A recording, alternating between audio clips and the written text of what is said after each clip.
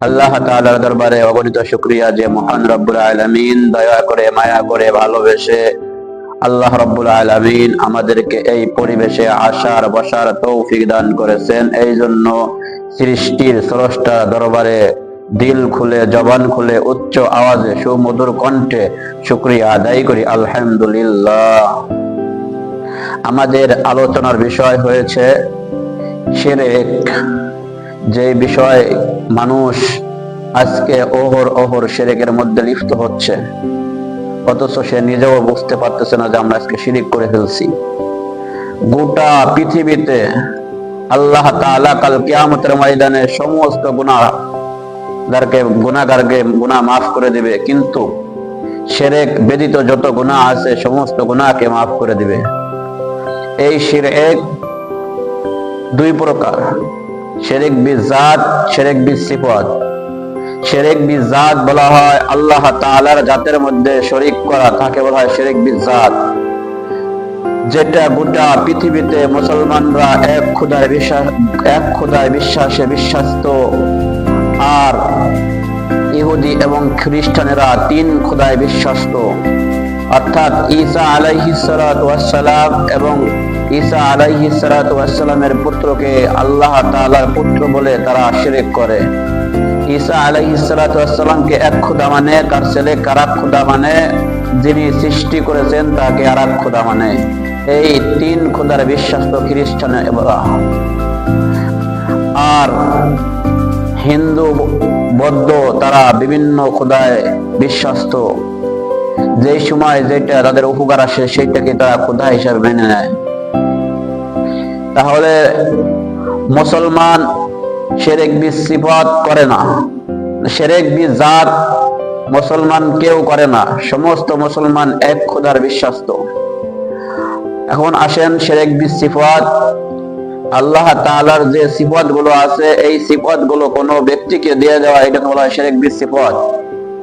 যেমন আপনারা সকলে জানেন যে আল্লাহ তাআলা রিজিক দেওয়ার মালিক। যখন আমি বলি বা আমরা বলি যে আমার চাকরি যদি না থাকতো তাহলে আমার পেটে ভাত যেত না, এটা যদি আমি এরকম ইয়াকিন করি, বিশ্বাস করি, তাহলে এটা শিরক বিসিফাত হয়ে যাবে।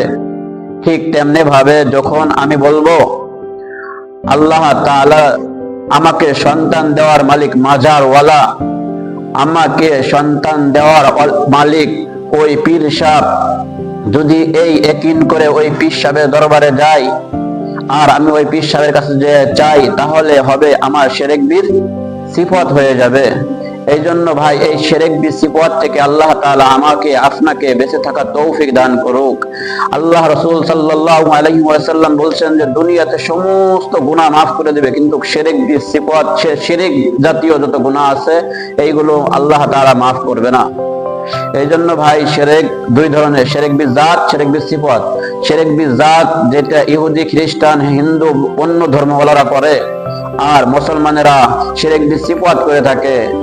আপনাদের কাছে যেভাবে বললাম এটা বলা হয় শিরক বিসিফাত। এই জন্য সকল মুসলমানদেরকে বলবো, সকল ভাইদেরকে বলবো, আল্লাহ তাআলা জানি আমাকে আপনাকে এই সমস্ত শিরক বিসিফাত থেকে বেঁচে থাকার তৌফিক দান করে।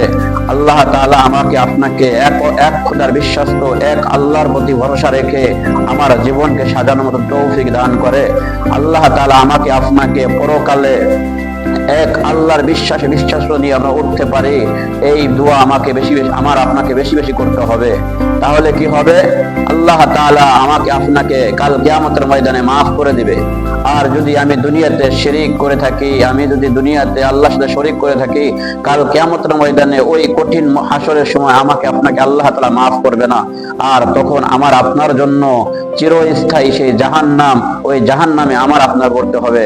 এই জন্য ভাই, দোস্ত, বুজুর্গ, আমাদের কথাবার্তার মধ্যে এমন কোনো কথা বলবো না যে কথার ধারা মালিকের সাথে শিরক করা হয়ে যাবে। আমি এমন কথা বলবো না আমি আমার রবের সাথে শিরক করে ফেলবো। এমন কথা বলবো না আমি আমার সৃষ্টিকর্তার সাথে শিরিক করে ফেলবো। আমি এমন কথা বলবো না যে কথার মাধ্যমে আল্লাহ তাআলা অসন্তুষ্ট হয়ে যাবে। আমি এমন কথা বলবো না আমার রাসূল অসন্তুষ্ট হয়ে যাবে। আমি এমন কথা বলবো না যে কাজ দ্বারা আল্লাহ এবং আল্লাহ রাসূল নারাজ হয়ে যাবে। আল্লাহ তাআলা আমাকে আপনাকে আল্লাহর হুকুম মেনে, নবীর তরিকা মেনে আমাকে আপনাকে চলার মতন তৌফিক দান করুক।